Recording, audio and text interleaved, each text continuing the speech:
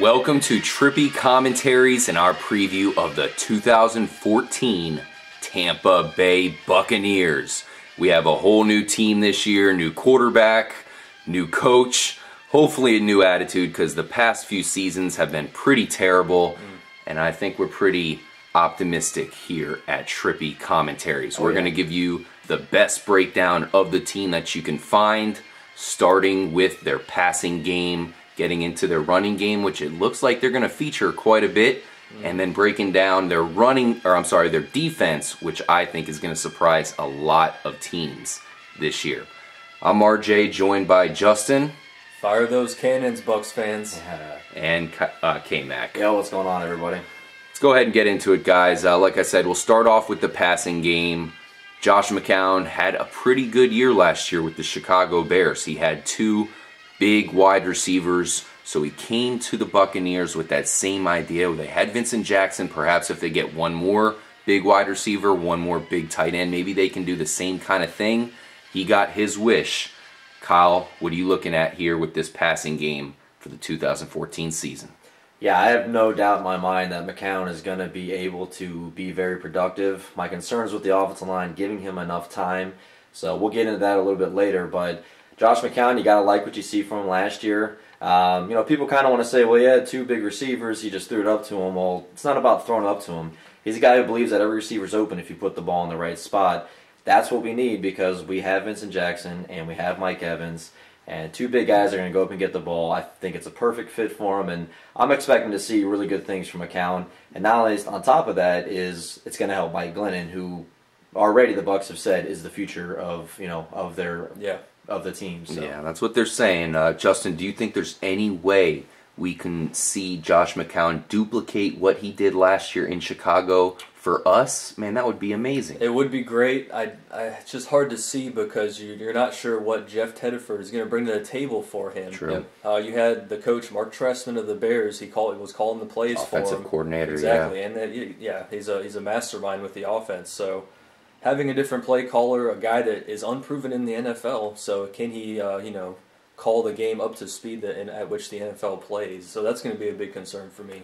I'm getting good vibes here. I'm feeling like maybe Jeff Tedford is secretly trying to get some Mark Trestman-style offensive things going here. Yeah. Of course, with the running backs, Matt Forte is a lot like, maybe not a lot like Doug Martin, but a lot like a guy that Jeff Tedford wants to use. Yeah. Hopefully, Doug Martin can adapt to be used a little bit more in the passing game. Unfortunately, Charles Sims, who is a little bit more like Matt Forte, he was the rookie they were looking to use in that role. He's injured, so we won't be seeing much of him for a long time. We'll see what we can get out of Doug Martin, especially when we dive into the running game. But as far as the receiving game, I think we're going to see the running backs definitely catch a lot of balls. They're going to try to dunk it deep, a lot of deep bombs to our big, tall wide receivers. What about and the tight we have ends? These tight ends. Yeah, I mean, I'm really high on Austin Seferian-Jenkins. I'm high on all these guys. I think we got a pretty good weapon crew now. It all comes down to if Josh McCown is legit or not, and if our offensive line can actually block to give him time. Well, yeah, and all Bucs fans during the draft, during free agency, are all freaking out because we're like, look, the Bucs were expecting that Carl Nicks somehow was going to be able to be a starter for him this year. So a lot of people were very angry that they didn't do anything. They bring in Diedrich Smith to play center for him, which is great. But we had question marks at the guard positions. They didn't really fill that need. And of course, Carl Nicks just decides, hey, I'm going to retire, guys. I can't play. I mean, I don't blame him. He can't play. So He's done. It's a freak injury, and he was a really good offensive lineman. So if we could have had him this year, that would definitely help. He'll never play again.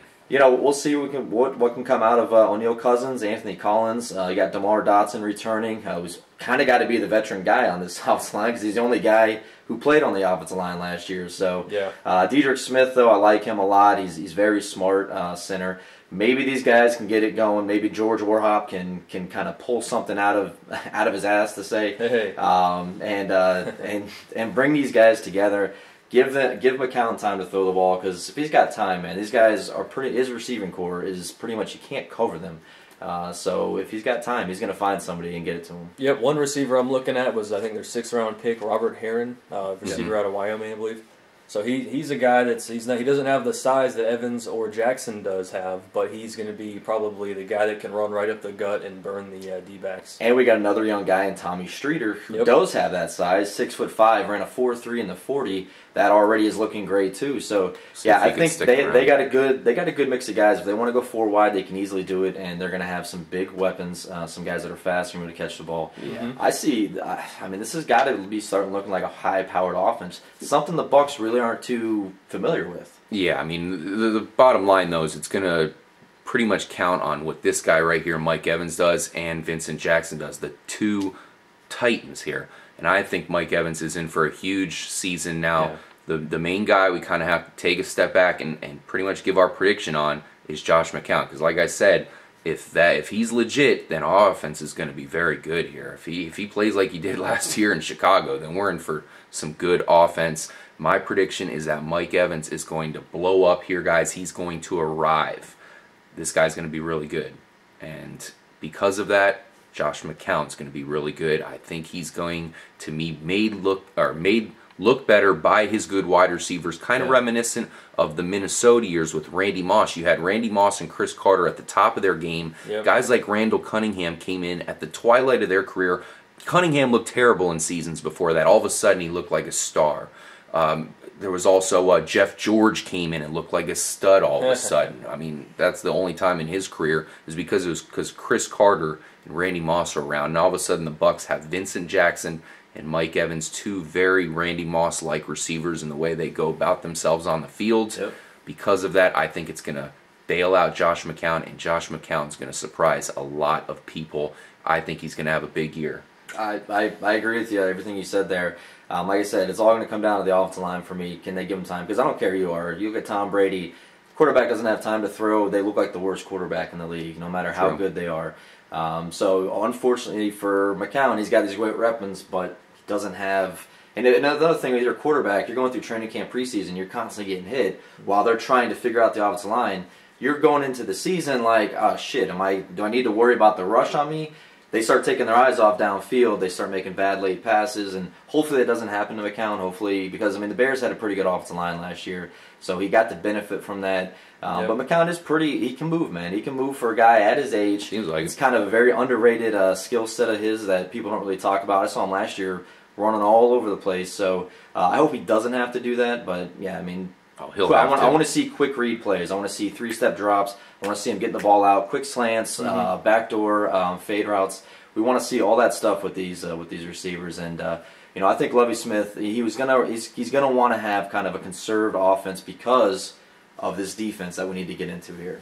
Yeah, for sure. But getting back to the offensive line, the one thing we can say is that there is 3 good offensive linemen as long as they stay healthy, and 2 not good offensive lines. So there is 3 good offensive linemen. That's definitely a positive here. Are you optimistic about Josh McCown, or are you just pretty much crossing your fingers, Justin? I'm feeling good about McCown. It's the line here. Our off-screen research, Kyle was, crack at it over there on the computer. We discovered that the O-line coach has a history of that team giving up a lot of sacks. Yeah, with the 49ers and last year with the Cleveland Browns, unfortunately. Hopefully it's not on him, but... So you think McCown's going to struggle because of that offensive line play? If he struggles, it will be because we have weakness at the guard position. Let's see what happens. The first round of cuts are coming up. There will be a lot of movement on the waiver wire and all that, so... Maybe we can go trade for the San Francisco guy that might be available. Boom. I'm optimistic. I think they can find a guard. It's the least important of the 3 offensive line positions. Still very important, but at least they have some good tackles here. Now let's get to Doug Martin though. Pretty much the same exact storyline here with the offensive line. If the offensive line can open up holes, Doug Martin's going to play good. Last year, he didn't look good at all. The year before, he looked like possibly the best running back in the NFL. His stats were comparable to Adrian Peterson. Yeah. What are you thinking here, Justin? Oh, Dougie Fresh, he's going to have a monster year, hopefully, for our Buccos. If they're going to use him more in the receiving game, we're hoping, with Jeff Tedford's offense. Mm-hmm. So that'll be something new. They didn't really use him a whole lot when Schiano was here in charge. I think I'd have to disagree with you. I think Martin was having a good year until he hurt his shoulder last season. He was on pace. Yards per average was pathetic. Right, but again, I would attribute that to we had line problems last year, so it's not like we improved over what we had So it all comes down to those 5 guys up front. Yeah, and I felt the play calling the past 2 years has been atrocious. Doug Martin was able to be somewhat successful in that because they ran the crap out of him. Yeah. He had a lot of carries, which kind of brought his average, yards per carry down a little bit because he did have so many carries.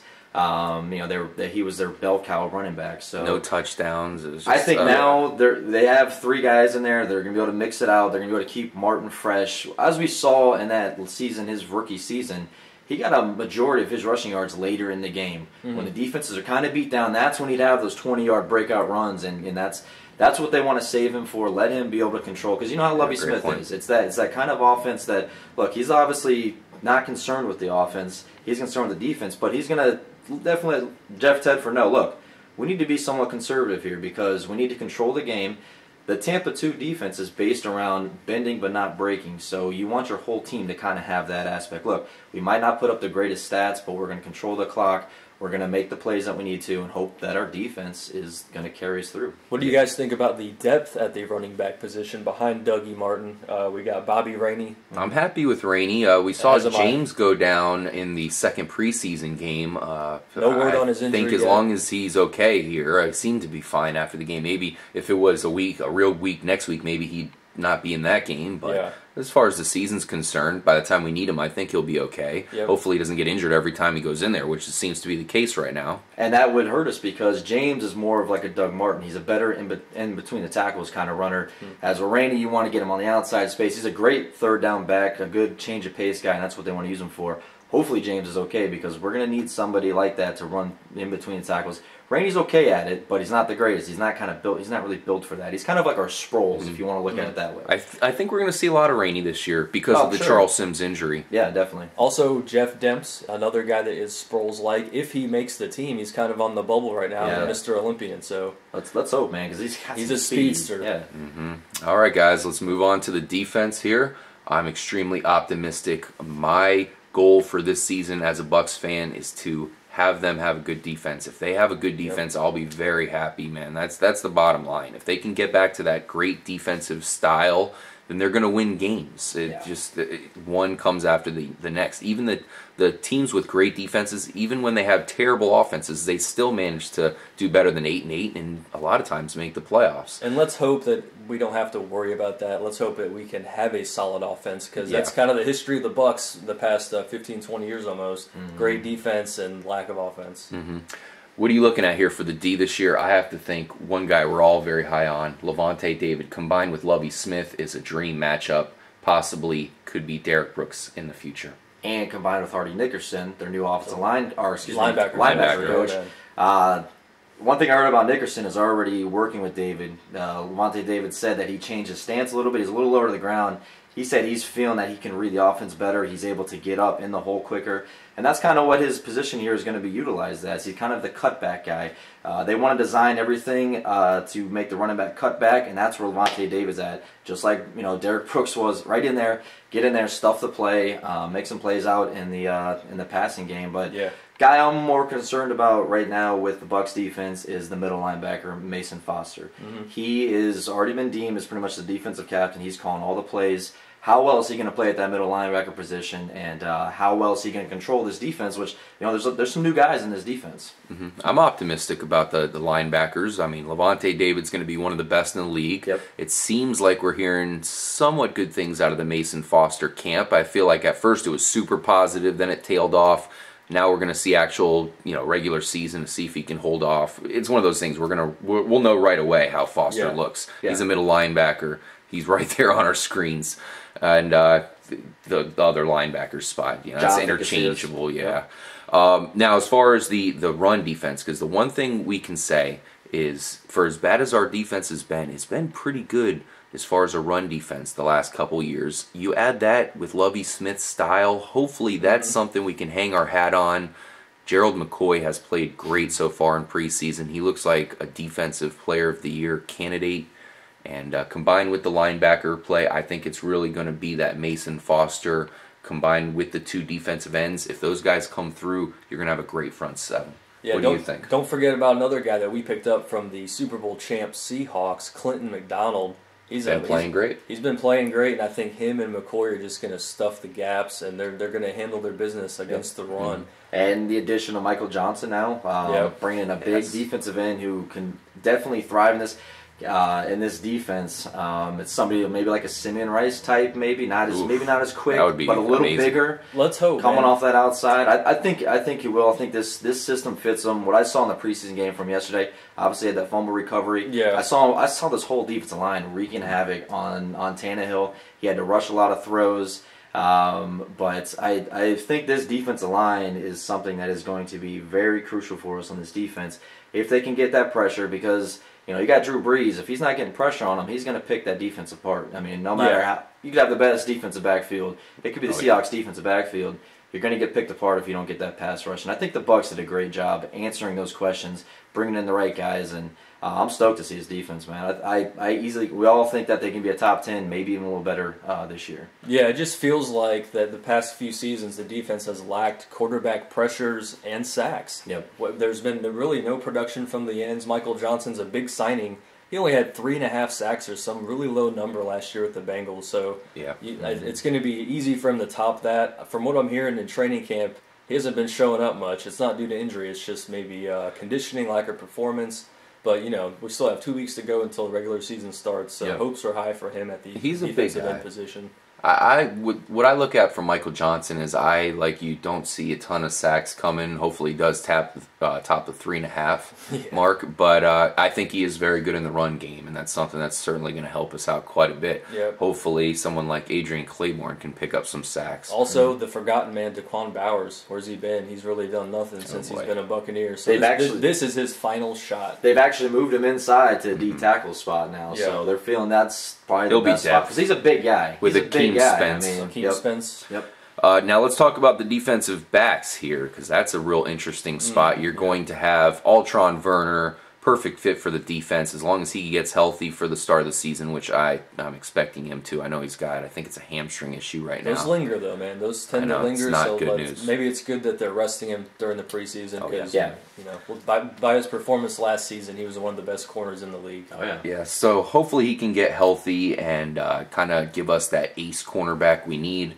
Is Jonathan Banks going to step up and be a number 2? Is it going to be Mike Jenkins? Yeah, I'm worried about him. Him being on the Cowboys, he really underperformed. Also, maybe it's just him on being on that defense. That defense is eternally bad, it seems like. Leonard Johnson's still around. Yeah, exactly. So, and Mike Jenkins is a USF grad, so it's kind of a homecoming. So let's hope he gets back to what his hopes were when he came out of the draft. Yep, and that's what I've heard is that he's seeing this as kind of a chance to kind of bring back his career. I mean, because he's pretty much, no one really wants him anymore. The Bucs pick him up, and we'll see. I think Jonathan Banks will be the other starter next to Vernon. Verner. I do. I think they like him. Obviously, Jenkins is missing a lot of time right now. Banks is looking pretty good. It's not helping. This kind of offense fits his style because Banks. Defense. Yeah, this kind of defense, this style is what's going to help Jonathan Banks out. He's going to be kind of sitting around in the. Over in the up front, he's not going to have to worry about guys beating him over the back because he's going to have the safety coverage over the top. So I like what I see from Jonathan Banks. He's a good tackler. Same with Altron Werner, another great tackler, and that's what they need. Now, the safeties here, Deshaun Goldson and Mark Barron have to improve from last season. Mark Barron did play a little bit better last year than he played the year before, so hopefully we can see another jump up to hopefully a legit safety here. Yeah, he hasn't lived up to the hype that we expected being a first-round pick when we got him a few seasons back. Goldson, if he can just stay on the damn field, getting suspended for the headshots. He was terrible last year, and overall he was terrible. He was not a playmaker. This is another $40 million contract guy, so we're expecting a lot out of him. And I read an article in the paper the other day. He knows the pressure's on. And this could be his last year. We might have to get rid of him because he's not going to be worth the money unless he produces like he did in San Francisco. Yeah, and out of Bucs training camp, Mark Barron has been getting a lot of praise. Lovie Smith that's all he's been talking about is Mark Barron and how well he thinks he's going to be for us. Yeah. Goldson we'll worry about, but they also have guys like Major Wright and Keith Tandy, which I think Keith Tandy has really improved from last year. And like I said, I think I got to write a lot of stuff off last year to the coaching staff. We've already heard players before say that their head wasn't right, and that the coaching staff was messing them all up. So got to write a lot of that stuff off. I think a lot of these guys will bounce back. Deshaun Golson's a great player. We've seen him play good with the 49ers. Yep. There's no reason why he can't do it here. Obviously, he's going to get flagged every once in a while. It's just something we're going to have to expect to have happen. Yeah, I think definitely going to need these guys to stay healthy. We don't have a ton of depth. I look for Major Wright to get a lot of play time along with Mark Barron. Hopefully Deshaun Goldson can bounce back. We definitely like what our defense looks like right now. It's all about them coming together with Lovie Smith's system. I'm definitely optimistic. Special teams, we got Connor Barth back. Definitely happy about that. They said his foot looks pretty strong, so hopefully he's going to be nice and consistent and accurate during the regular season.